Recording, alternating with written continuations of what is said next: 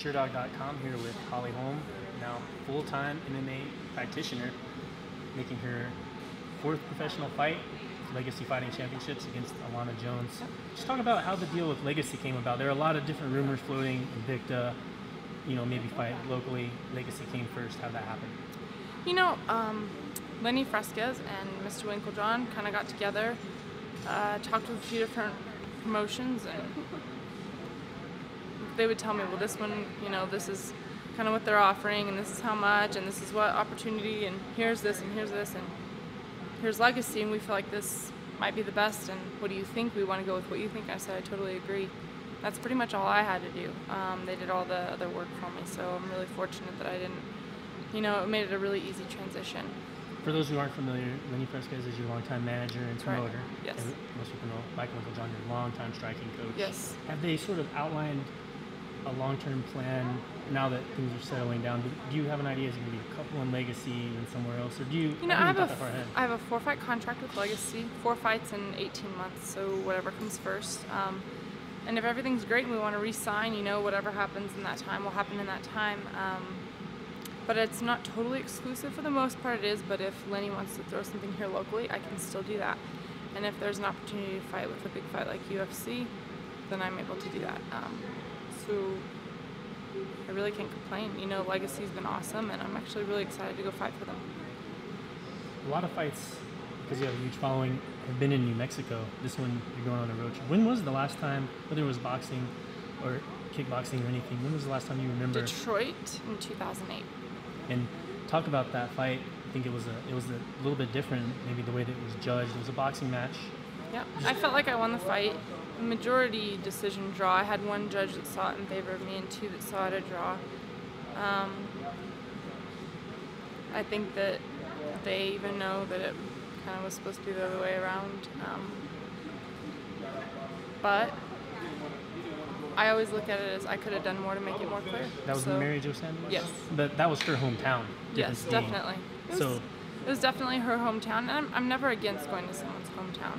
Like I said, I think that I could have done more to make it more one-sided, and that's what I should have done. So I just took the experience and learned from it anyway. I'm really not against it. A lot of people think that, and that's why I fight here, is because it's comfortable, and that's not it at all. I think sometimes here, judging, they want to make sure that they don't hometown somebody, and they almost go the other way, that if a round's even close, they're like, oh, that was the other girl. I don't feel like, and I know and I'm confident nobody's ever come here and been hometowned.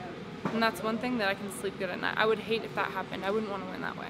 Well, what a lot of people don't recognize is fighters need to get paid, and a lot of times the best way for you to make money is to fight at home, because that brings the crowds out. That's right, and there's a reason why all these other fighters are coming from overseas. They wouldn't come if it wasn't a good opportunity for them. That's just all there is to it. That said, fighting in Albuquerque a lot, you get used to sleeping in your own bed the night of the fight, being around your friends and family and all of that. Talk about what it's like to be acclimated on the road. What are you going to do differently, that weekend when you travel? I feel like there's things that are great. My own bed, the restaurant I like to eat at, the place that I go cut weight at, it's easy. But there's also distractions, because there's your daily stuff you're doing here and the daily people you see, and when you're out of town, you can just go escape, shut the door in your hotel room, and just kind of be in your own world. And sometimes that is a plus of fighting on the road. So everything has its plus or minus. So Alana Jones, until a few months ago, might not have even been known by the average mixed martial arts fan. She recently had a higher profile bout with Fallon Fox, who's been in the news a lot for her controversy as a transgender fighter. Just what are your thoughts on fighting Alana Jones? Is that something that made it more interesting to you, that she's got a little bit more of a name for having fought someone that's such a controversial figure? Does that make it more appealing to you? I didn't even know she had fought Fallon Fox until after it was already said who I was fighting. So I think that anybody can bring their own troubles, their own challenges to a fight. Anybody has a puncher's chance. Anybody can, take another person down. So I think everybody any fighter I step in the ring with or the cage with is going to be a threat, no matter who they are or who they fought. So I don't really look too far into who they fought and what they've done. I just look at their style in general, and we build a game plan off that. So, sort of an obvious transition. Would you be one of the people in the camp that would fight someone that was a transgender fighter if that was the opportunity was presented to you? I'm not against it, and just because if my coaches feel like, yeah, you can do it, all right, then let's take it. But I do see why there's a lot of controversy over it.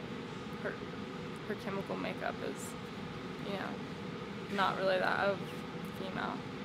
So I see why people make, maybe a stink about it, and rightfully so. For me, I don't get into, I'm not going to say one thing one way or the other. If the opportunity comes together, then we'll see what happens then. Talk a little bit about just what you've seen from her on film. What impresses you? What kind of concerns do you have with her skill set? Alana Jones, I've seen a lot of stand-up.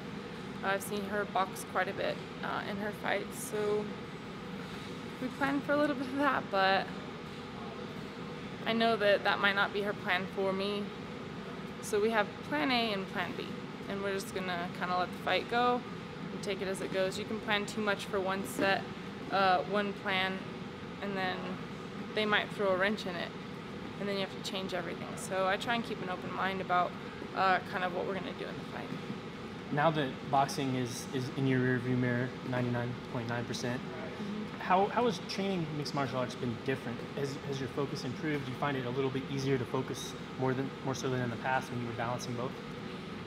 Yeah, I think here is when I come in, it's not, should I kind of box today, or should I kickbox today, or if I'm putting time into something else, am I not putting enough time into this? And it's kind of been around that, Now it's just I come and I do the class that's there for the day, and then I'm done. And I just focus on what it is for the day, and there's not this, kind of distractions in my mind. Most exciting thing for a lot of people about you transitioning to MMA is just the skill in stand-up and athleticism. Just wanted to get your opinion. Who in women's mixed martial arts, whose stand-up do you admire? Who impresses you besides yourself? I think there's a lot of good stand-up fighters. I even look at our teammates. I really probably couldn't name a single person. I'd probably go on for too long. So I really pride a lot of my teammates actually in their stand-up. So Okay, I'll throw a name out there just for comparison. Cyborg. Yeah, she's got great stand-up. She's very powerful. I know some people that might be more technical. They don't have the power, and I know some people have power, but they don't want to commit. Cyborg, I think, has a good mental game. I think she really believes in herself, and that makes all the difference in the world sometimes, that she'll just go out there and just impose her will on someone, So I definitely think that she's a threat with her stand-up. All right, we're here at SureDog.com with Holly Holm, making her Legacy Fighting Championships debut later this month against Alana Jones. We appreciate your time, Holly. Thank you very much. Good luck. Appreciate it.